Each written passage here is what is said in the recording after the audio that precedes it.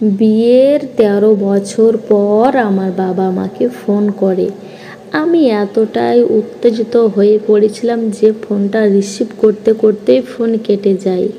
ভাবছিলাম বিয়ের ১৩ বছর পর বাবা কেন ফোন করলেন। সেই ১৩ বছর আগে তখন আমি মেয়ে ছিলাম। বাবা মাকে না জানিয়ে নিজেই পালিয়ে গিয়ে বিয়ে করি। এরপর বাবা মা আমার সাথে আর যোগাযোগ করেনি। আমি যোগাযোগ করতে গেলে আমার ফ্যামিলি থেকে জানানো যায় যে আমি যেন তাদের সাথে যোগাযোগ করার চেষ্টা না করি। সেই থেকে আমি আর যোগাযোগের চেষ্টাও করিনি। খুব কষ্ট লাগতো। লুকিয়ে লুকিয়ে বাড়ির চারপাশ থেকে ঘুরে এসেছি, যদি একটু মাকে দেখতে পেতাম। মানুষ তো ভুল করে, কিন্তু আমার ভুলটা যে বাবা একেবারেই ক্ষমা করবে না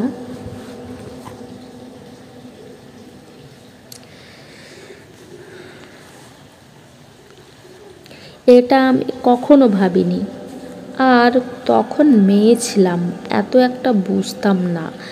যাই হোক, ১৩ বছরের সংসার জীবনে আমি বেশ সুখী। আমার একটা ছেলেও আছে। আমার বাবা ফোন করেছে শুনে আমার স্বামী আর ছেলে খুশি হয়ে বলল, চলো তোমার সঙ্গে আমরা সবাই আজকে তোমার বাবার বাড়িতে যাব। এত বছর পর তুমি তোমার বাড়িতে যাবে, একা একা যাবে? তখন আমার মনে কেমন একটু লাগলো। আমি বললাম, এত বছর পর যখন ডেকেছে আমি না হয় একাই যাই। তারপর সবার সঙ্গে সব স্বাভাবিক হয়ে যাওয়ার পরে তখন স্বামী সন্তান নিয়ে বাবার বাড়িতে বেড়াতে যাব।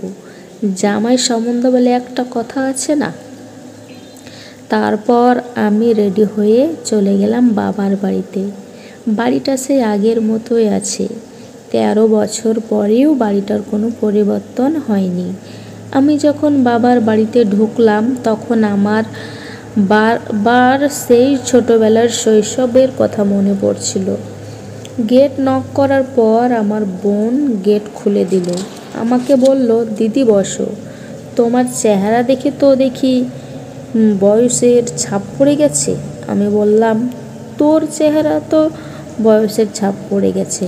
এত বছরের দেখা হয়েছে, ১০ বছরের মধ্যে কারোর সঙ্গে আমার কোনো যোগাযোগ ছিল না। আমার বাবার কড়া নির্দেশ ছিল। যাই হোক, আমি ড্রয়িং রুমে বসে রইলাম। তখনও আমার বাবা আমার সাথে দেখা করতে আসলো না। আমি রান্নাঘরের দিকে যেতে লাগলাম। বড় ভাই বললেন, এত ঘুরঘুর না করে ড্রয়িং রুমে গিয়ে বস, কাজ শেষ হোক তারপর তোকে ডাকা হবে। আমি একটু অবাক হলাম। বললাম, কিসের কাজ? ভাই বলল, সময় হলে জানতে পারবি। তারপর আমি ভাইকে কিছু না বলে মার কথা জিজ্ঞেস করলাম।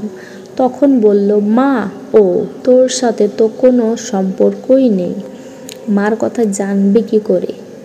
৩ বছর আগে মা মারা গেছে। আমি অনেকটাই অবাক হয়ে গেলাম। কি পরিমাণ যে কান্না পাচ্ছিল। আমি আমি আর আমার মায়ের মুখটা দেখতে পারলাম না। আমি শুধু কাঁদছিলাম। কতক্ষণ যে আমি কেঁদেছি আমার বেশি একটা খেয়াল নাই। তবে তারপর হঠাৎ আমার বাবা আমাকে সেই গম্ভীর গলায় ডেকে বলল, কিছু পেপারস আছে, ওইখানে সিগনেচার করে দাও। আমি বললাম, বাবা কিসের সিগনেচার? তখন বাবা বলল, আমার শরীর ভালো না, আমি অসুস্থ।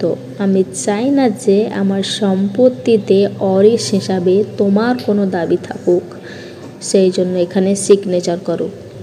আমি আমার সমস্ত সম্পত্তি থেকে তোমাকে বঞ্চিত করলাম।